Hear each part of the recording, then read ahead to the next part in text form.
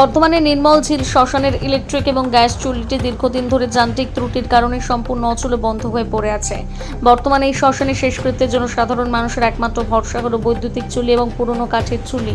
শ্মশানের বর্তমান পরিস্থিতি ও সমস্যা, ইলেকট্রিক ও গ্যাসের চুল্লি মূলত বাম আমলে তৈরি হয়েছিল। এই গ্যাস চুল্লিটি পরে পরিবর্তনে আসা তৃণমূল সরকার ইলেকট্রিক চুল্লি এবং শ্মশান নবরূপে নির্মাণ করে, কিন্তু টেকনিক্যাল অভাবে দীর্ঘ সময় ধরে বিকল হয়ে পড়ে রয়েছে বৈদ্যুতিক চুল্লি। শ্মশানে দুটি বৈদ্যুতিক চুল্লি থাকলেও যান্ত্রিক ত্রুটি এবং মেরামতের কাজের কারণে মাঝে মধ্যে এগুলো বন্ধ থাকে। কাঠের চুল্লি, গ্যাসের এবং বৈদ্যুতিক চুল্লি বিকল থাকলে শেষকৃত্যের একমাত্র উপায় থাকে কাঠের চিতা। বর্ষার মরশুমে কাঠ ভিজে থাকায় মৃতদেহ দাহ করতে অনেক বেশি সময় লাগে।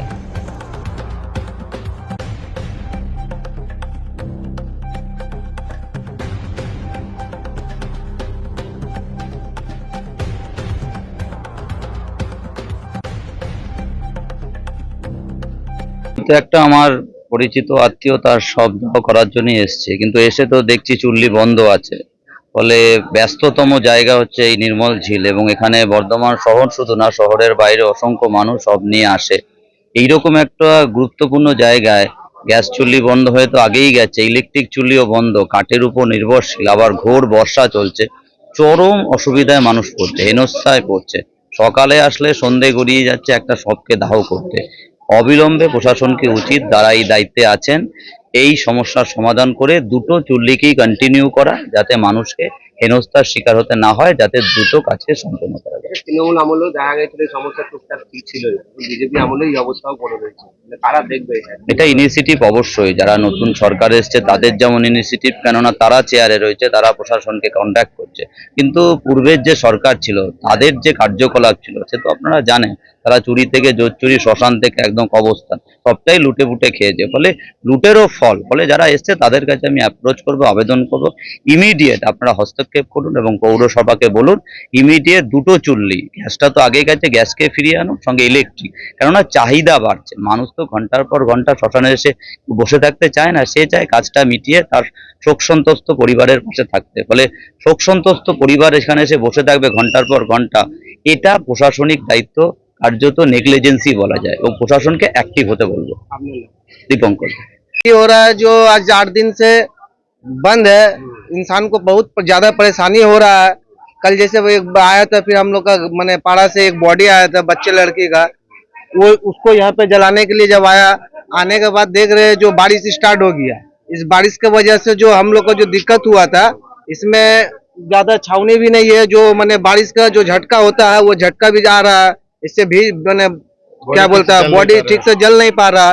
तो यही हम लोग से थोड़ा अनुरोध है, मैंने प्रशासन से आवेदन है जो इसका जल्द से थोड़ा ठीक करवाने का कोशिश करे, जाते हम लोग का जो बॉडी वॉडी सबका जहाँ से आता है वो सुरक्षित भाव अपना काम।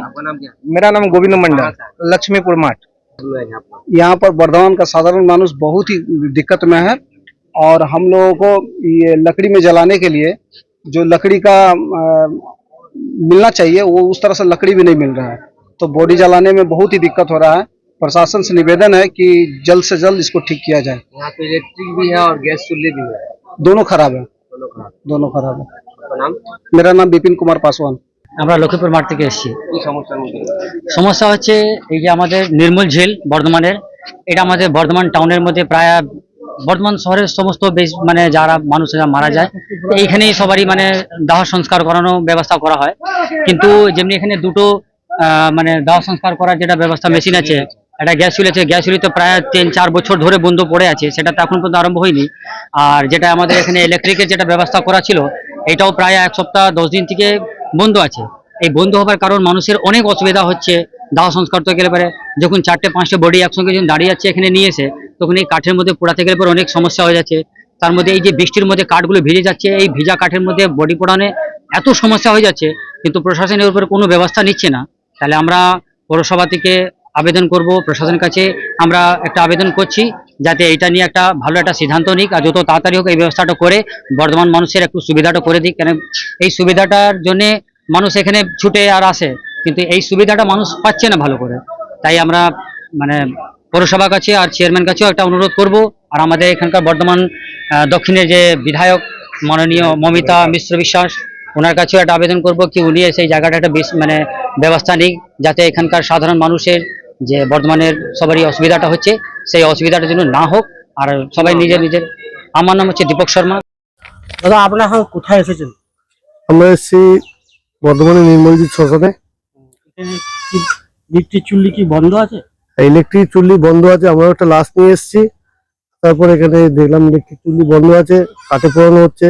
এবার টাইমটা অনেক যাচ্ছে, দুটো চুল্লি আছে, আবার যদি কোনো লাশ আসে এটা খুবই মানুষের ভোগান্তি হচ্ছে। এই জন্য চাইছি যে এটা জানি অবিলম্বে এটা ঠিক হয় চুল্লিটা, তো সবারই উপকার হবে। আপনি কোথা থেকে এসেছেন? তো নীলপুর থেকে। আপনার নামটা কি? আমার নাম তারক মোদক। এই বন্ধ হওয়াতে মানুষের কি বহু অসুবিধা হচ্ছে? হ্যাঁ, অবশ্যই অসুবিধা হচ্ছে। এই গরমের মধ্যে মানুষ এসে বসে থাকছে, একটা লাশ পুড়ছে, কাঠে পোড়ানো মিনিমাম তো আপনার 3 ঘন্টা লাগছে। এতক্ষণ মানুষের হাতে এখন টাইমটা খুবই শর্ট, টাইমের অভাব আছে। সেই জন্য সবাই চাইছে, সবাই কাজে, আমরাও দেখুন কাজ বন্ধ করে এসেছি, যেহেতু পাশে মারা গেছে, পাড়ায় মারা গেছে, আসতে হয়েছে। সামাজিক কাজের জন্য আমরা আছি, আমাদের ক্লাবও আছে, কি আমরাও আছি, সবাই আছি। তো এটা তাড়াতাড়ি সারালে অনেকেই উপকৃত হবে। আপনারা কোথায় এসেছেন? নির্ভরশীল শ্মশানে যাইলাম। এখানে এসে কি দেখলেন?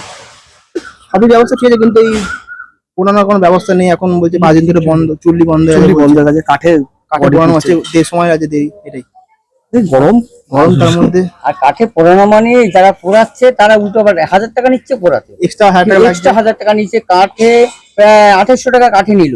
এগুলি না থাকাতে এগুলো আমাদের দুর্ভোগ, এই যাত্রীদের আমাদের দুর্ভোগ, হ্যারাসমেন্ট হচ্ছে আর কিছু। হ্যারাসমেন্ট করা এগুলো। কিন্তু ভেতরে কিন্তু বললাম, ব্যাপার হচ্ছে এটা না থাকাতে ওরা যা বলবে তাই আমাদের শুনতে হবে, ওদের ইচ্ছে মতো। ভেতরে বললাম কয়েন বললো 5 দিন হলো বন্ধ আছে। বন্ধ আছে বলছে, পৌরসভা টাকা ফাঁকা আগে বিল মেটানো হয়নি, সেই কারণে এটা বন্ধ কাজ করছে না। হ্যারাসমেন্ট আর কিছু, Harassment সময় করা। লাগছে, 4 ঘন্টা লাগছে। এসছে 11:30টার সময়। গরম আছে প্রচুর। আপনারা কাউকে নিয়ে এসেছেন? হ্যাঁ, আমার দাদু। ওইটা আমাদের এলাকা। তাতে করে অসুবিধা হচ্ছে? হ্যাঁ, অবশ্যই অসুবিধা। সময় লাগছে না। এমনিটার জন্য 45 থেকে 50 মিনিট লাগে, 40 মিনিটে হয়ে এটা প্রায় 3 ঘন্টা, মোটামুটি 2.5 ঘন্টা 3 ঘন্টা লেগে যাবে। আপনার নামটা একটু বলুন। রিকি সুজয় দে। আমার নাম রণজিৎ দে। হ্যাঁ, ঠিক আছে।